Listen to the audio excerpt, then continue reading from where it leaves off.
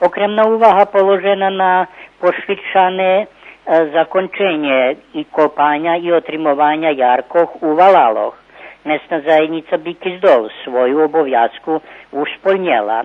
U Čapajevej ulici, ktorá i najvecej zagrožena od vody zo okolných brehoch, vykopani jarok u dlužini od 500 meteri, a mesna zajednica zo samodoprinosu i časti zo opštinskog budžetu vydvojela 160.000 dinari.